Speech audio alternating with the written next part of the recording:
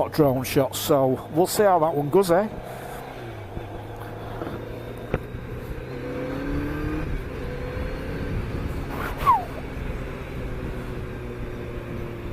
I'll tell you something, God almighty, I have to lift off this front end on this bike, but that's not what I'm about. That's not what my channel's about. It's about being safe riding. There's a time and a place to go fast. I think one is the racetrack, but you can have plenty of fun without riding like a complete and utter dick. Hang back, stay safe, be visible. That's the main thing.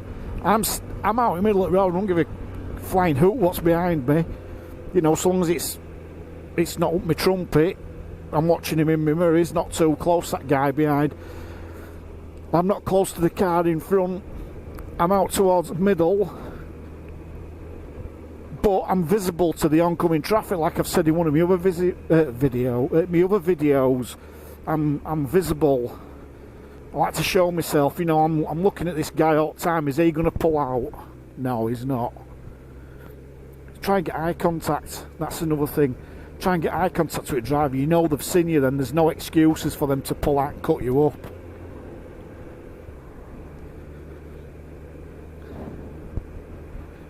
So stay safe, guys. Don't ride like idiots. Save it for racetrack. Have some fun, but don't ride like a complete and utter... I can't stress how much, if you'd gone through what I'd gone through after my accident, you know, takes a man to get back on a bike, I tell you. It were awful. Not just the crash itself, but the aftermath of it, being in a wheelchair and being in hospital and away from my family for 2 months. Just seeing him every other day when they come to visit. It were awful, it was.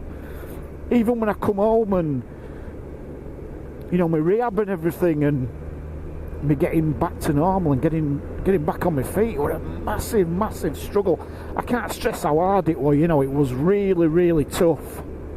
It was really tough, and it did put me off motorcycles for a couple of years, nearly on 3 years.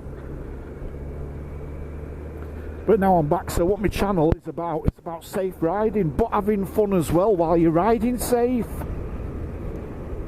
I mean, look at me, I'm on a 1200cc BMW.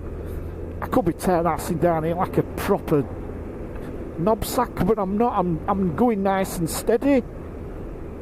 Although I'm doing 30 mile an hour ish.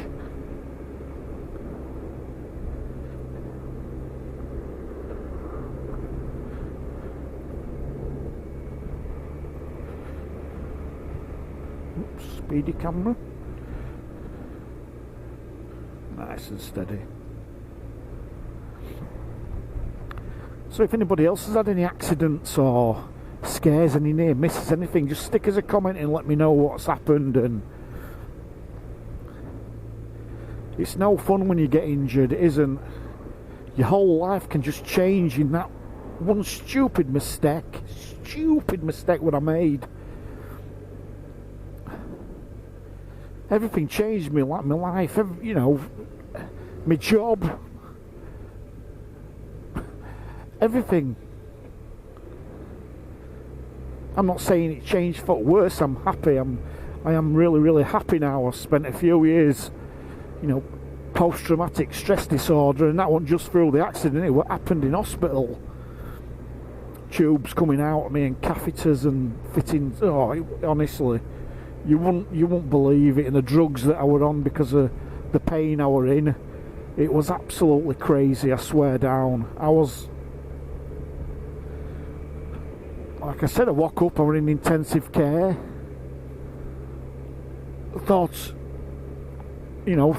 a day had gone. Went for an operation on my pelvis. I've got loads of framework in it. When they woke me up, turned out I'd been asleep for, I don't know, something like three days. I was under knife while they were doing my pelvis for 13 hours, and as I've said, the professor said I made him sweat. But it's the drugs as well that they're on after really mess with your head. I swear, honestly, really play with your head.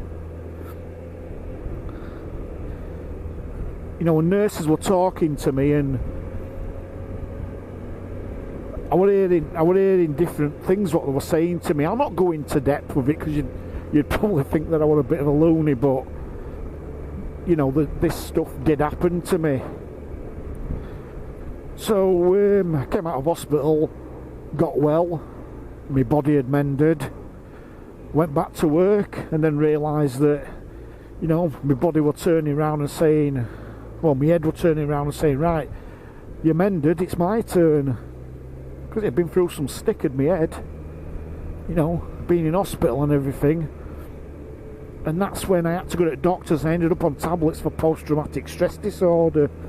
And like I said, not through the crash. I don't really remember much from the crash. I just remember going round a corner and felt like I'd been hit with a massive bag of concrete or something, and waking up in road and all these people being round me. That's all I remember about the crash. That's it. I remember ambulance coming and cutting my levers off me, and then they told me they were taking me to LGI in Leeds. Obviously Leeds General Infirmary. And that was it. My wife turned up. I was trussed up like a Christmas turkey on this stretcher, and they put me through a donut, like a big massive, I don't know, like a donut.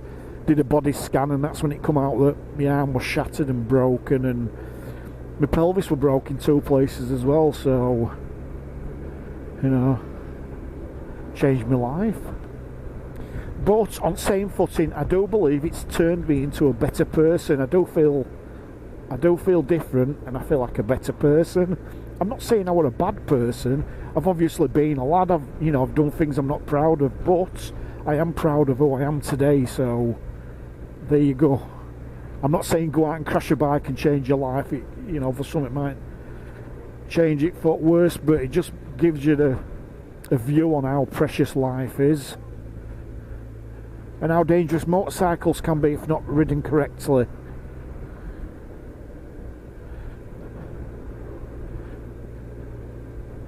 So I think we've rid through this area before, so I'm going to